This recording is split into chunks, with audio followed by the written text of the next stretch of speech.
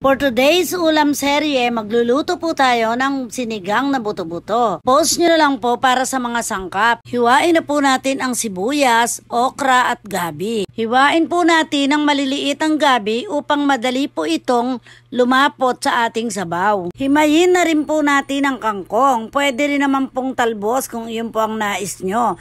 Kaya lang po kami, mahilig po kami sa kangkong, kaya mabuti po na kangkong na lang po ang aming ilagay. At mas bagay po ang kangkong sa sinigang dahil mas masarap po ito. Hiwain na po natin ang kamatis dahil ang kamatis po ang nagbibigay ng sarap sa ating sinigang. Nahiwa na po natin ang ating lahat ng mga sangkap. Ngayon po ay palalambutin na po natin ang karne kasi mas masarap po pagka talagang malambot po ang karne. Ilagay na po natin ang sibuyas, kamatis at gabi kasabay ng karne sa pagpapalambot. Pag malambot na po ang karne ay ilagay naman po natin ang mga gulay gaya ng okra at kangkong at atin na po itong halu-haluin. Ilubog po natin ang mga gulay upang makuluan.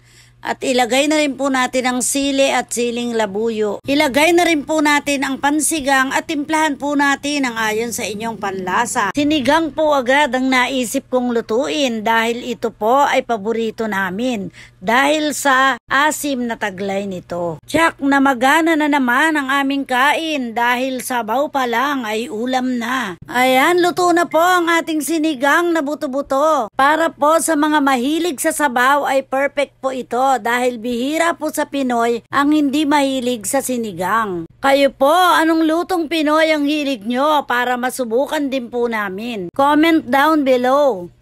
Tara, kain po tayo ng sinigang na buto-buto. Gusto po kasi namin humigop ng mainit na sabaw. Thank you for watching. Follow for more.